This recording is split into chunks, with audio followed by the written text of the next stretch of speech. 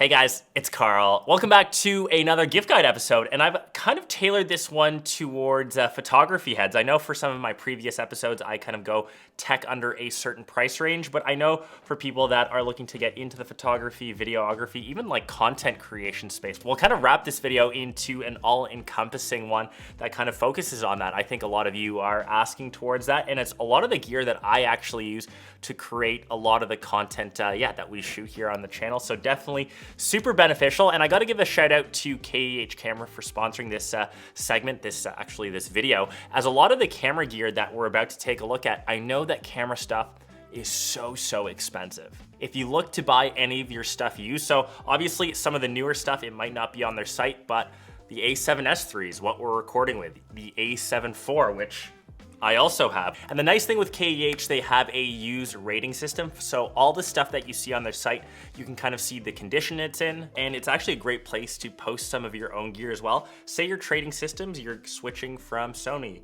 to say Canon, you're making that jump up to say Leica as an example. You can kind of trade in your gear as you see fit, as it's always great to see your gear kind of live on in someone else's hands. It's way better than just having it sit around collecting dust. So definitely check out KEH. I think they're a great site. You can even get cameras for close to 40% off depending which one. And as an extra little bonus, KEH is also running their own Share Your Wish List giveaway where you have a chance to win a $500 KEH gift card and an exclusive prize bag. So you can spend that money towards new camera gear or for someone special in your life that's also a photographer. I'll leave a link down below in the description. They'll be announcing the winner December 7th.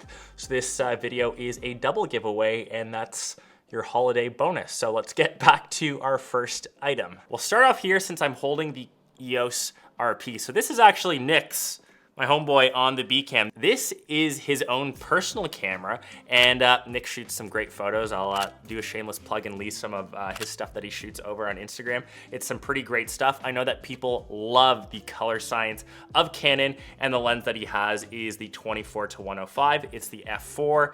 It's the holy grail of lenses. It's actually the exact same lens. Of course, I'm rocking mine on Team Sony that I have. The versatility of it is so great. And if I were to choose one lens to rule them all, even though we have, 6 or 7 that I'm about to showcase, if you could only pick one for the versatility of that focal range, and because it's f4, I know it's not as shallow depth of field as say a 2.8, but it also has optical steady shot, and it just makes the lens so much better for video. And if we were to go through some of my other favorite lenses that we use, so as an example, I'm on the old 24-70 G Master, that's on my A camera. Nick is recording with the 70-200, so if you zoom in all the way, Nick, you can probably see my freckles right now. That's how nice that lens gets. But this is also the brand new 2.8 24-70. This is the 2nd gen G Master lens from Sony. You can actually probably see how much smaller this lens is from the original. So Sony has redesigned it to carry around in one smaller package. Of course, I've got it hooked up to the brand new A7R Mark V, the best camera that Sony currently makes. And to go through some of my other ones, we've got my 16-35 G Master. I think Sony will also remake this in a 2nd gen, but this is just great for vlogging. It's nice and wide. And to my 2 favorite primes of all time, have to give a shout out to these baddest lenses. So this is an 18mm 2.8, and my greatest portrait lens where so many of my Instagram shots are used with, it's this 85 1.8. I love the coloring of these baddest lenses so much. If I were to have one prime on a lens, I'd probably lean on over to this one. I just love the way photos look with it.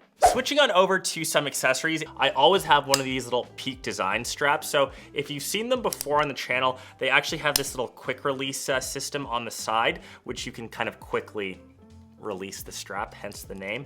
But once that's kind of set on, the strap kind of just mounts on over your neck. And a cool little hack to get B-roll, I've done this quite a bit when traveling, so I'll kind of make the strap a bit smaller, and you can kind of just give all of the slack to one end, and now it's almost like your camera's on a bit of a gimbal because it's kind of hanging off your neck.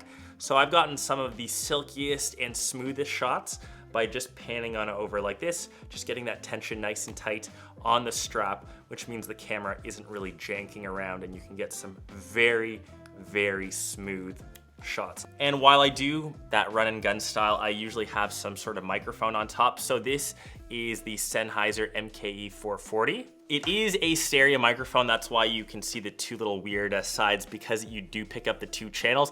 This little fuzzy thing, if you didn't know, it's just called a dead cat. It just helps with some of the wind that you usually get when you are shooting outside. But this has been my kind of travel run and gun setup, so I can vlog with this. You can kind of, talk to the camera, and when you want to capture some audio on the outside, because audio is just as important as video in my opinion, this is pretty much the setup that I go to travel with when I've been traveling, 100,000 plus miles this year. This is usually what I'm bringing with me. So my SD card choice, because most of these cameras, they do have two SD card slots. So I typically just have one as like my spare, my backup, and my main one. I usually shoot on these Lexar professional cards, and I know that they're on the pricey end, but because I do sometimes shoot, in 4K obviously, but if I want a higher frame rate just to slow things down in post, you have to have higher grade SD cards. So these ones can technically record up to 8K. So with that new Sony a7R5, which records in 8K, I can technically use these. So these are 256 gigs. They are UHS Type 2, and as you can see, they record up to 300 megabits and write at up to 260. So pretty much anything that I'm recording with, these are just kind of slotted into my camera. I know that they are on the pricier end. If you don't need those higher frame rates, or say need to record in 4K, I'll leave some of my other SanDisk ones. I have those, typically just kicking around the studio as well. They cost maybe 40, 50 bucks for 512 gigs. These are the ones that I just usually grab off Amazon. They won't break the bank, and since SD cards, you always lose them, you never want to spend too much money. So if you don't need the extra speed, just grab these. I record most of my photos, or capture most of my photos with these, and I don't have any issues. Even record sometimes in 4K. I think I can max out at 30 frames with these cards. So like I said, I think they're great also. Switching on over to accessories, and this was kind of living off the frame, but if you are doing any tripod work, since we do record a lot of tech stuff, to get some of these smoother shots, this is kind of my go-to setup. So this is a Benro tripod. It is carbon fiber. I did splurge just because it's lighter. And with the fluid head, this one is the Manfrotto 502. It kind of has that signature red ring from Manfrotto, and it gives us some of these silkiest shots because it has a really nice drag fluid head system. It just is something that I know that they're, once again, more on the pricey end, but if you want to invest into good gear, I've had this thing for maybe 4 to 5 years, and it still kicks around and still rock solid. To quickly talk about lighting, just because I guess we're transitioning into a bit more of a creative aspect. So if we actually turn off the lights, Nick, I'm gonna ask you to turn off the main light here. So this is light 1 off. So you can see we've just lost some light there. Then if we turn off our softbox, you'll actually see how dark this studio is, as it is winter and we are losing daylight. It's pretty dark in here. And that was our third key light off, and you can see we're in pretty much complete darkness. I just have this little ring light off to the side this way, which is giving us a little bit of light, but movie magic, and let's turn them back on. So lights back on, and the ones that we're using here are the Aperture 120Ds. I just have the Mark 1s, as I've had them once again for a couple of years. I've had no need to exchange them. And for our giant softbox, I literally, I think, just went onto Amazon and bought the largest softbox that I saw. I know that KEH sells their own softboxes, so just typically getting a larger size softbox just helps diffuse light. So just depending on the space that you're recording with, we're lucky since we're here in the studio, we've got some mega room, and this is just one massive light. So obviously lighting is another huge component. So that's a lot of the gear that I kind of carry around, and to actually carry it, I stick it in some sort of backpack. So, this wouldn't really be complete without showing my tech travel pack. So as an example, my camera kind of just slots into here.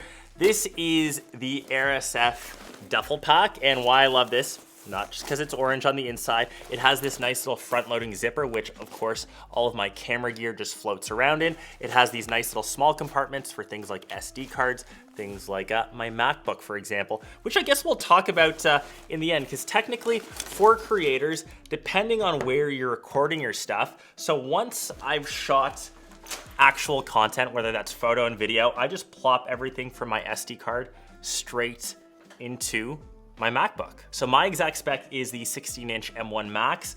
I would definitely say it's a bit of overkill. I think for most people, I've talked about this before in my previous gift guide episode, if you just have the M2 MacBook Air, it does 90% of what my actual MacBook Pro does. Maybe the rendering times are, definitely the rendering times are shorter, but for my actual workflow, for getting through Final Cut, for switching things on Lightroom, I would say that they're pretty comparable. And I honestly wanted to kind of wrap up this episode to talk a bit about smartphone photography, as I kind of just whipped out my iPhone out of my pocket. The 14 Pro Max, which is my daily, even last gen, the 13 Pro, just get something with the 3 cameras. If your budget is around $700 to $1,000, I would actually skip getting a camera. Not that this camera cost $1,000, these are way more, but for that price range, just get a good smartphone. The advancements in smartphone photography over the past couple of years has just kind of been mind-blowing. I would say that I actually use my iPhone for getting footage more often than not. That's how good smartphone photos have got. Even for video, I am just blown away with the dynamic range of the iPhone, with the stabilization. It's sometimes tough to think about why I travel with so much gear when something fits into my pocket. I can edit photos on Lightroom. I can even edit videos, post them all on the fly with one device. It's actually going to be scary to see smartphone photography or videography in the next 5 to 10 years. Will cameras become redundant? I hope not, but I think the best camera is the one that you actually use, and obviously one that just kind of fits into your pocket makes most sense. But anyways, this has kind of been my review, or I guess my gift guide on not only photography, videography based stuff, but some of the stuff that I use here for content creation. So I hope you guys enjoyed this gift guide episode. Remember to check out KEH Camera for all of the used stuff, and I think that it will definitely find a better life. They're a great place for photography gear to save a bit of money, and of course to maybe even sell your own stuff so someone else can enjoy it as much as you did.